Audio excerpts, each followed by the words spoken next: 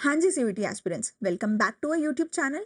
आज हम कुछ ऐसे टिप्स एंड ट्रिक्स की बात करने वाले हैं जो तुम्हारे सीयूईटी में 250 आउट ऑफ 250 हर सब्जेक्ट में स्कोर करवा सकते हैं। लेकिन उन टिप्स एंड ट्रिक्स को सुनने से पहले मेरी एसआरसीसी ग्रेजुएट की एक बहुत इंपॉर्टेंट बात सुन लो। आज 30th ऑफ अप्रैल है। आज से लेकर के अगर हम देखें तो करीब 10 दिन का टाइम बचा है तुम्हारे पास तुम्हारे सीयूईटी के पेपर में, ठीक है।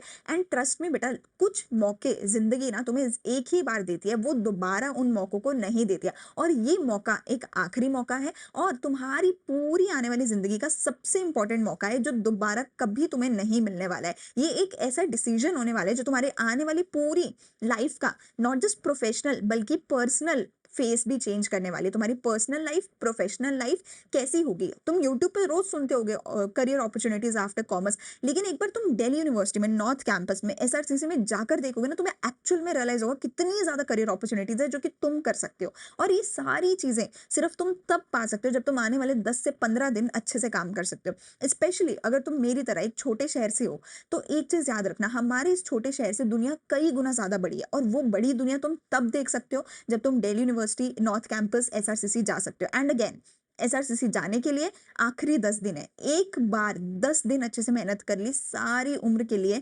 इतनी इतनी अच्छी अपॉर्चुनिटीज तुम्हें मिलेंगी जो तुमने सोची नहीं होगी। एंड अगर अगर ये 15 दिन 10 दिन भी खराब कर दिए, सारी उम्र रिग्रेट करने वाले हो कि यार वो 10 दिन पढ़ लिए होते ना, आज शायद मैं कहीं और होता।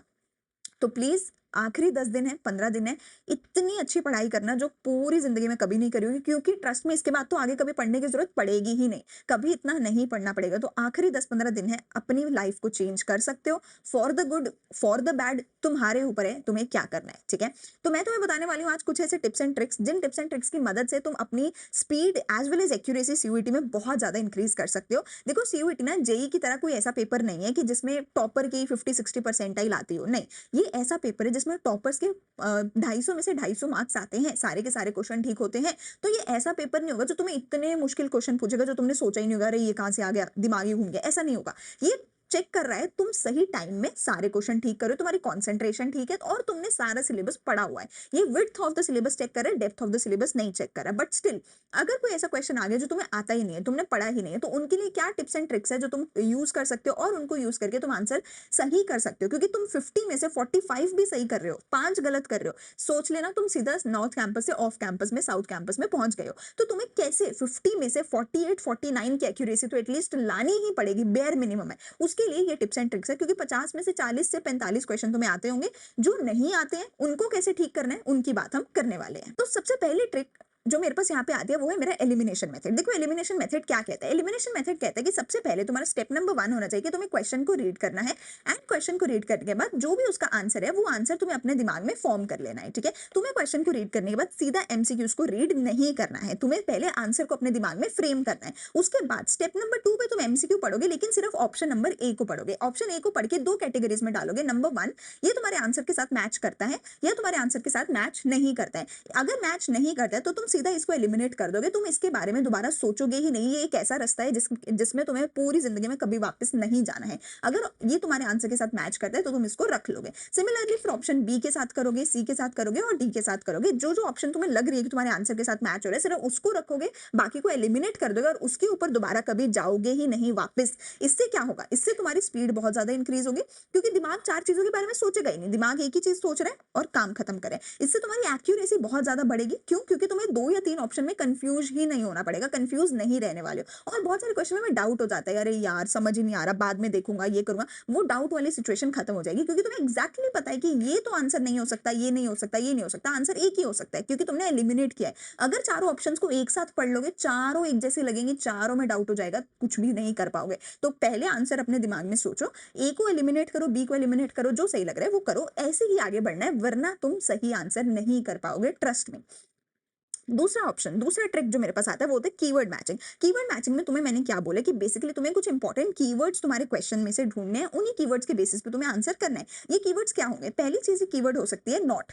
जिस भी क्वेश्चन में नो लिखा है कि which of the following is not X Y Z, तो नॉट तुम्हारा कीवर्ड होगा कि जहां पे भी नॉट है वो मतलब तुम्हें उसको स्पेसिफिक ध्यान देना है कि मुझे नेगेटिव वाली चीज यहाँ पे ढूंढनी है। वो तुम्हारा पहला कीवर्ड होगा। दूसरा तुम्हारा कीवर्ड होगा कोई भी टॉपिक के बारे में, ठीक है। अगर लिखा हुआ है तुम्हारे क्वेश्चन में, बहुत सारे क्वेश्चन ऐसे होंगे जो एक स्पेसिफिक टॉपिक पे ही होंगे। उसने उस टॉपिक का नाम ही एज इट इज लिख रखा होगा। तुम्हें उस टॉपिक के नाम को अपना कीवर्ड मानना है और उस टॉपिक को दिमाग में सोचना है कि इस टॉपिक का क्वेश्चन है, इसी टॉपिक में जो बुक में लिखा था वही आंसर होना चाहिए और कुछ आंसर नहीं हो सकता। तो उस तरीके का टॉपिक तुम्हारा एक कीवर्ड होना चाहिए। तीसरी चीज, तुम्हें खुद खुद ही पढ़ के क्वेश्चंस को समझ आ जाएगा कुछ एक इंपॉर्टेंट वर्ड्स क्या हो सकते हैं। चौथी चीज, कोई ऐसे कुछ एक वर्ड्स होंगे जो एग्जैक्टली किसी ना किसी एक एमसीक्यू के साथ मैच खा जाएंगे, ठीक है। जैसे कि मैं तुम्हें एग्जांपल दिखाऊंगी। एग्जैक्ट कुछ एक ऐसे वर्ड्स होंगे जो एग्जैक्टली तुम्हें किसी एक एमसीक्यू में मिल जाएंगे। ऐसे केस में जहां पे तुम्हें एग्जैक्टली एक वर्ड एमसीक्यू में मिल रहा है, बहुत बहुत हाई चांसेस है कि वही तुम्हारा आंसर होगा। जैसे कि अभी तुम देखो यहाँ पे स्क्रीन पे तुम्हारे पास एक क्वेश्चन होगा। इस क्वेश्चन में वहां यहाँ पे वर्ड है डेलीगेशन।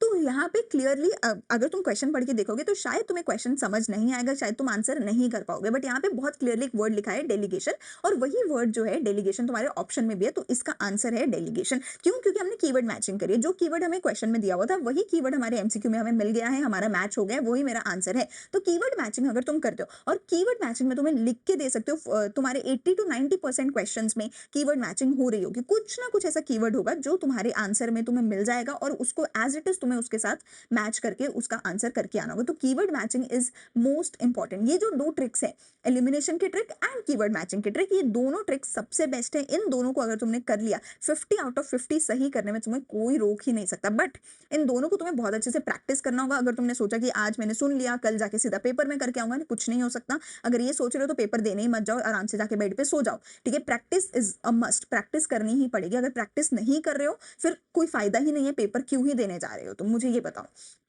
अगली चीज मेरे पास आती है odd one out. Odd one out निकालने के लिए सबसे पहला चीज होता है कि कुछ एक ऑप्शन तीन पॉजिटिव दे रखे होते हैं, एक नेगेटिव दे रखा होता है। तो जो नेगेटिव है वो तुम्हारा आंसर है। या फिर तीन नेगेटिव ऑप्शंस दे रखे होते हैं, एक पॉजिटिव ऑप्शन दे रखा होता है, तो वो तुम्हारा आंसर होगा। इस तरीके से तुम ऑड वन आउट निकाल सकते हो। या फिर कुछ एक ऐसी ऑप्शंस होती है जो बिल्कुल ही आउट ऑफ सिलेबस लिख रखे होते हैं। देखो अब तुम्हें मैं एट दिस पॉइंट अज्यूम कर रही हूँ कि एटलीस्ट सिलेबस तो सारा तुमने पढ़ ही लिया होगा। फिर से अगर तुमने सिलेबस ही नहीं पढ़ा है, अगर सारे टॉपिक्स ही नहीं पढ़े, तो क्यों ही तुम पेपर देने जा रहे हो। अपना टाइम ही मत बर्बाद करो, मजे मस्त करो, बेड पे सो जाओ, ये क्यों ही दे रहे हो। पेपर तो अगर देना है तो एटलीस्ट सिलेबस तो अभी तक पढ़ना ही पड़ेगा। अगर तुमने प्रैक्टिस नहीं भी करी है, एटलीस्ट सिलेबस आना चाहिए। तो कुछ एक वर्ड्स तुम्हें आउट ऑफ सिलेबस बिल्कुल ही दे रखे होंगे, वो जस्ट तुम्हें कंफ्यूज करने के लिए दे रखे होंगे, वो तुम्हारा आंसर नहीं हो सकते हैं। ऐसी चीजों को तुम हटा दो और जो एक्जैक्टली तुम्हारे सिलेबस में सिर्फ उसी को आंसर को लिख के आओ। इसके अलावा आउट ऑफ सिलेबस नहीं होंगे, आउट ऑफ टॉपिक हो सकते हैं या फिर आउट ऑफ चैप्टर हो सकते हैं। तुम्हें अपने क्वेश्चन को पढ़ के समझना है कौन से चैप्टर कौन से टॉपिक का क्वेश्चन है। और कई बार ऐसे होता है कि सिर्फ एक ही ऑप्शन होती है जो तुम्हारे उस टॉपिक के उस चैप्टर के होते हैं, बाकी तीन ऑप्शन उस चैप्टर के उस टॉपिक की होती ही नहीं है।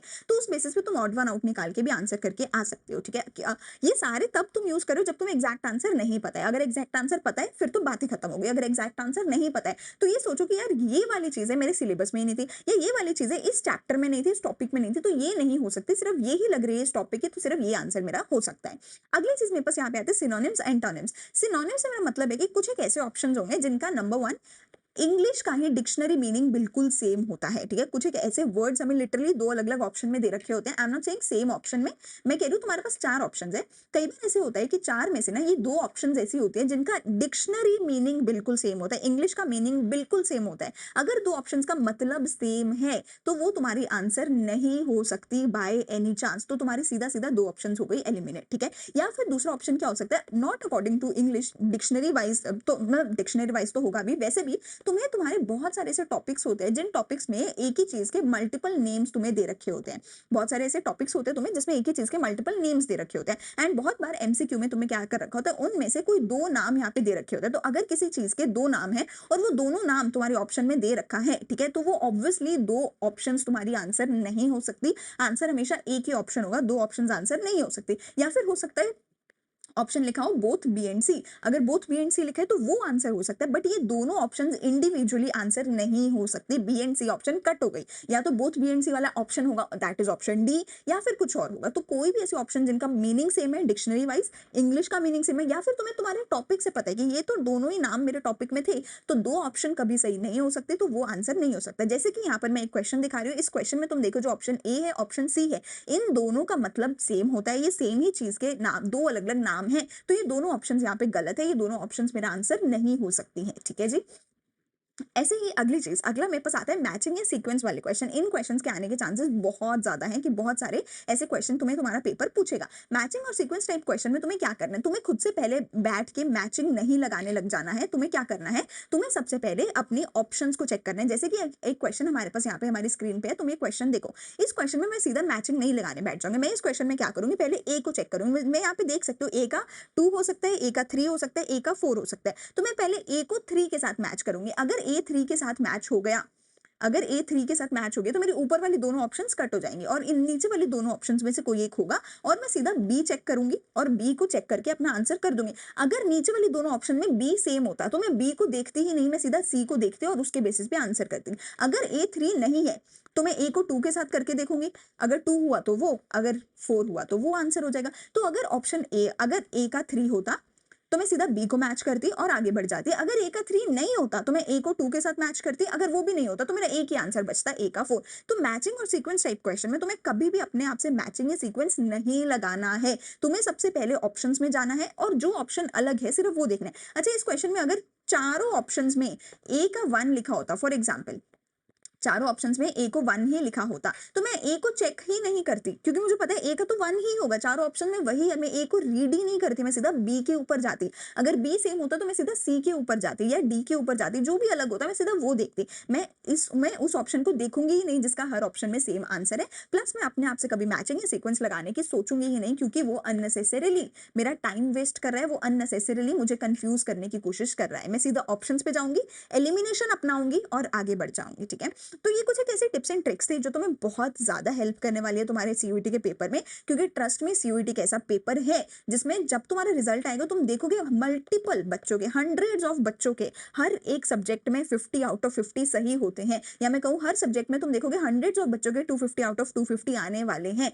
तो तुम्हें अगर एक अच्छे कॉलेज में जाना है, तुम्हें 50 में से अगर 48 भी तुमने गलत कर दिए तो तुम सोच के चलो कि बहुत मुश्किल है कि तुम्हें नॉर्थ कैंपस मिले। ठीक है, 50 में से 49 आउट ऑफ 50 तो हर एक सब्जेक्ट में तुम्हें चाहिए ही चाहिए। या फिर अगर 48 आउट ऑफ 50 किसी एक में आ रहे हैं तो किसी में 50 आउट ऑफ 50 आ रहे हैं। ठीक है, और उसके लिए इतनी ज्यादा एक्यूरेसी चाहिए कि तुम लिटरली एक एक क्वेश्चन के लिए मार खा जाओगे, एक एक क्वेश्चन के लिए तुम्हारा कॉलेज छूट जाएगा। ठीक है, which is Y so subjects तुम्हें पढ़ने ही पढ़ने हैं, टॉपिक्स पढ़ने हैं, विड्थ कवर करनी है, हर एक टॉपिक कवर करना है। बट उसके साथ साथ ये कुछ टिप्स एंड ट्रिक्स है जो तुम्हें यूज जरूर करनी है, क्योंकि जो एक क्वेश्चन में भी तुम अड़ गए, एक क्वेश्चन में जो तुम्हें technically according to your topic नहीं आते, उस हर एक क्वेश्चन को ये सही करने में तुम्हारी बहुत ज्यादा हेल्प करने वाला है। तो आई होप ये टिप्स एंड ट्रिक्स अच्छी लगी होंगी, तुम्हें सारी की सारी समझ आई होंगी, तुम्हारे लिए हेल्पफुल होंगी। अगर वीडियो अच्छी लगे तो लाइक शेयर सब्सक्राइब कर देना हमारे चैनल को। कल से हमारी मॉक टेस्ट की सीरीज आने वाली है, जो कि मॉक टेस्ट बिल्कुल फ्री ऑफ कॉस्ट एंड बहुत अच्छी क्वालिटी के होने वाले हैं, एंड जो कि तुम्हें बहुत ज्यादा हेल्प करने वाले हैं तुम्हारे सीयूईटी के पेपर में। तो like share and subscribe to our channel.